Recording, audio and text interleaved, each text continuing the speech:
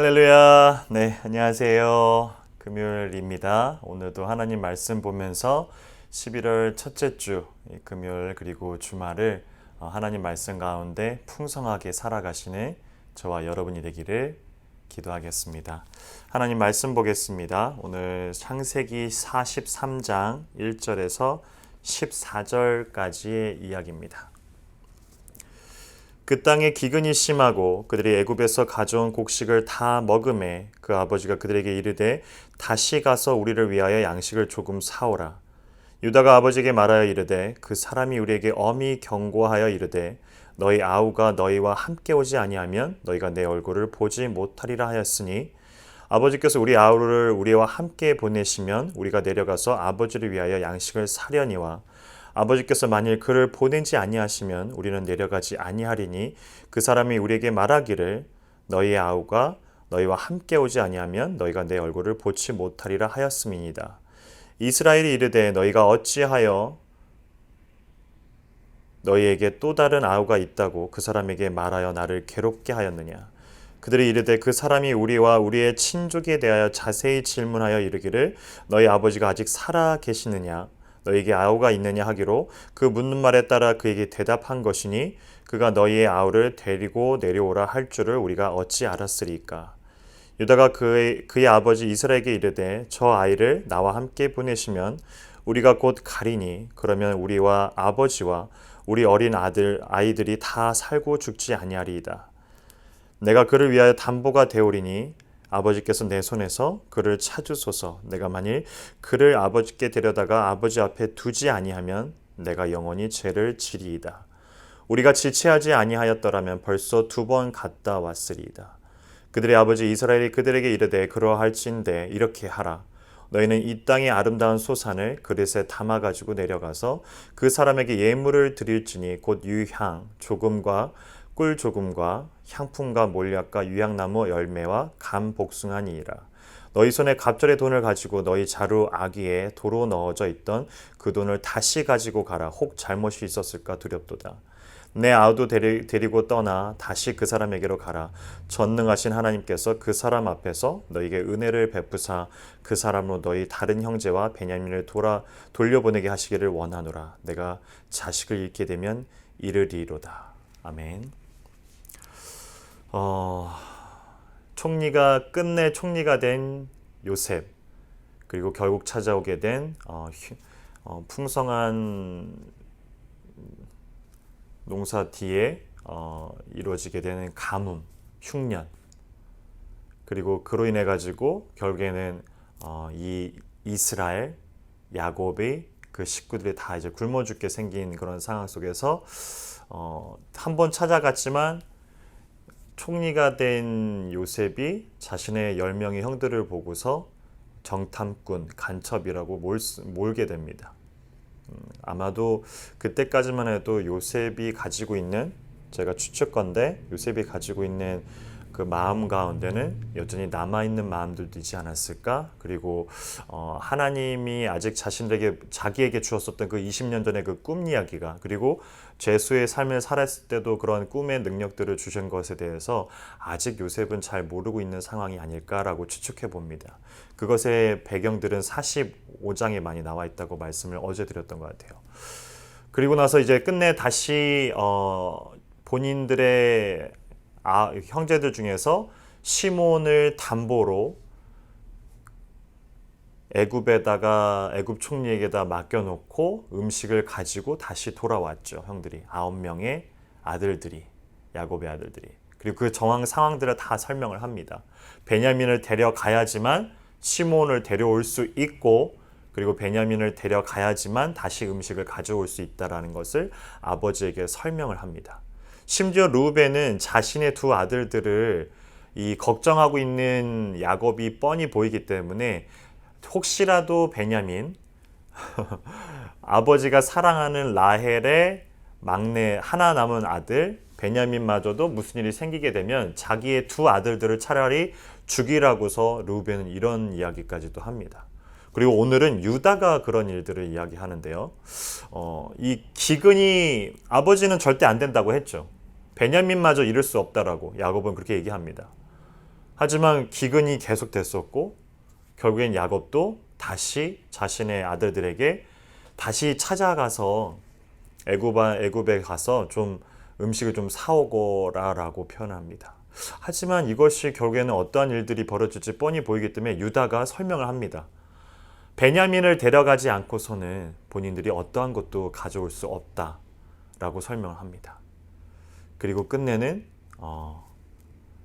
이 유다가 자신을 담보로까지, 즉 혹시라도 베냐민을 붙잡아 두겠다라고 하면 자기가 거기 가겠다는 얘기나, 아니면 또 다른 의미로는 자기가 담보가 되겠다는 의미가 자기를 죽여달라고 이렇게까지 얘기를 하겠다라는 그 뜻일 수도 있겠죠. 어찌됐건 이 유다가 아버지인 야곱에게 이런 고백들을 합니다. 하지만 여기 나와 있는 유다가 누구인지는 저희는 압니다. 앞장에 보면은 유다는 이 야곱의 근심 걱정거리였어요.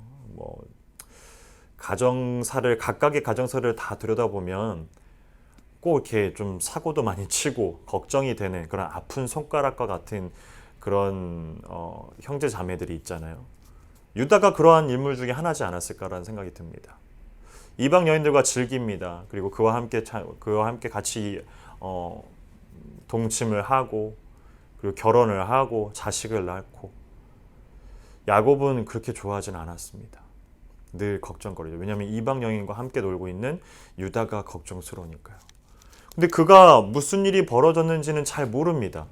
근데 오늘 이야기를 들어보면 너무나 극적인 상황까지 몰아간 건 아닐까라는 생각도 듭니다. 이제는 그나마 이제 한번 애굽으로 가서 비록 시몬 자기의 형제들 중에 한 명을 애굽 총리가 언제 죽일지 모르지만 담보로 그곳에 감옥에 넣어져 있는 상황에서 음식을 갖고 왔지만 그것마저도 다 소진이 된 상태겠죠. 그러니까 이 야곱이, 베냐민을 극진히 아꼈던 야곱이 오히려 먼저 아들들에게 가서 좀 애굽으로 다시 가서 사오라고 시키게 된다라는 거죠. 그리고 끝내 내용을 보면 야곱이 만반의 준비를 합니다. 그죠? 그 처음에 가지고 왔을 때 이들이 너무 외쳤었던, 하필이면 그 나귀 자루에 음식이 아닌 돈이 가득한 걸 보고서는 이들이 두렵고 떨었는데 아무것도 안 쓴 것 같아요. 그죠? 갑절로 가져가라. 그리고 그때 가지고 왔었던 잘못 가져왔다고 생각되는 그 돈마저도 가져가라 라고 얘기하는 거 봐서는 하나도 안 쓸 수도 있습니다. 어쨌든 그런 상황 속에서 야곱이 이제 철저하게 더 이상은 안 되겠다 싶으니까 철저하게 준비를 시킵니다. 애굽 총리에게 가서 어떻게 그를 축복하고 경배하며 그리고 어떻게 그의 마음을 사로잡을 수 있을지 여러 가지 고민들을 한 것 같아요. 그리고 끝내는 자신의 하나 남아 있다고 생각했었던 자신의 사랑하는 여인인 라헬의 마지막 하나 남은 아들 베냐민마저 그들과 아들들과 함께 보내게 된다라는 거죠. 생각을 해보고 싶은 것은 바로 이 유다의 고백들이라는 거죠. 이들이 다시 애굽으로 왔을 때 요셉은 결코 그냥 주진 않았죠. 베냐민을 어떤 모략 가운데서 빠뜨리게 합니다. 그리고 그들의 모습들을 봅니다. 근데 그들의 모습들을 보면 어찌됐건 성경을 통해 보면은 요셉이 어떠한 일들을 겪게 되고 어떠한 일이 펼쳐졌는지는 저희가 잘 알게 됩니다. 그의 인생사 가운데 정말로 드라마틱한 그런 부분들이 너무나 많았었던 것도 알고 그의 인생 가운데 하나님을 경험해가며 살아가고 있다는 모습들도 잘 알고 있지만 오늘 보고 싶은 모습은 유다라는 겁니다.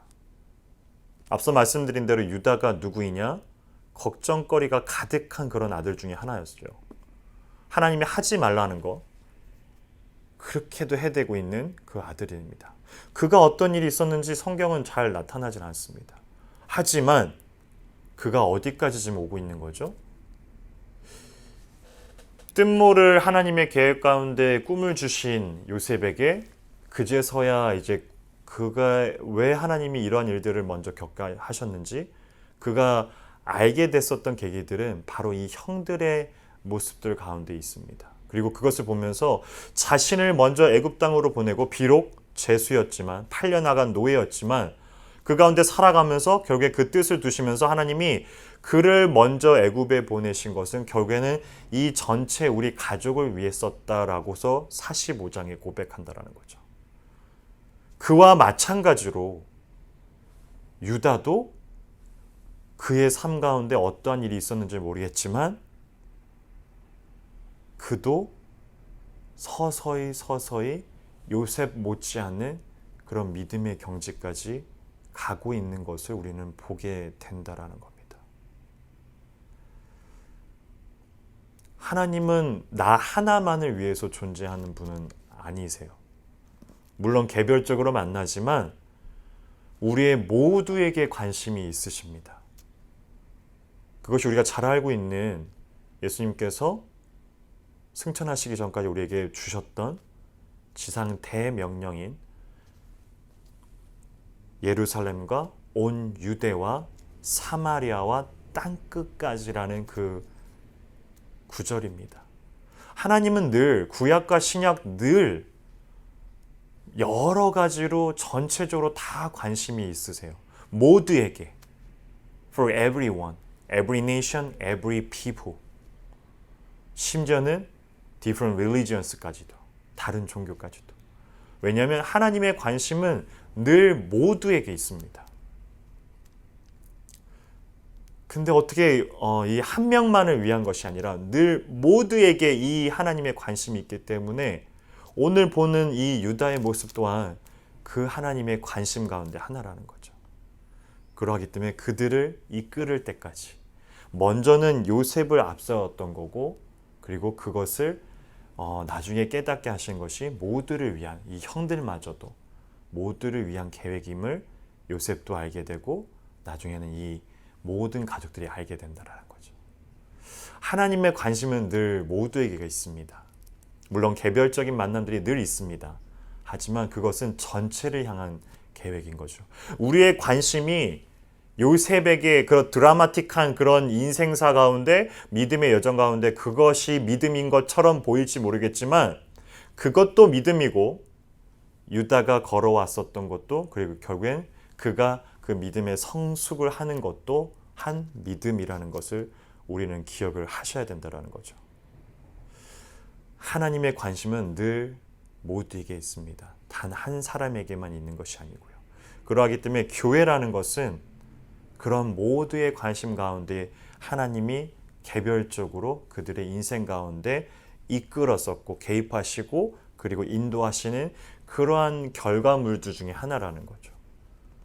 모두를 향한 하나님, 그것은 늘 변함이 없으셨고 구약과 신약 그리고 오늘 내일까지도 다 이어져 가고 있는 하나님의 관심이라는 것을 기억하며 오늘도 먼저 믿은 우리들에게 주어지는 마땅한 책임과 의무 가운데 내 주변의 사람들, 왜냐하면 하나님이 늘 모두에게 관심이 있기 때문에 그들의 구원에 관심이 있기 때문에 그것을 우리를 통해서 사용하시기 때문에 오늘도 우리 주변을 돌아보며 유다가 그렇게 믿음의 성숙을 이루었던 것처럼 우리에게도 주변 가운데 믿음의 시작과 먼저는 시작이었겠죠.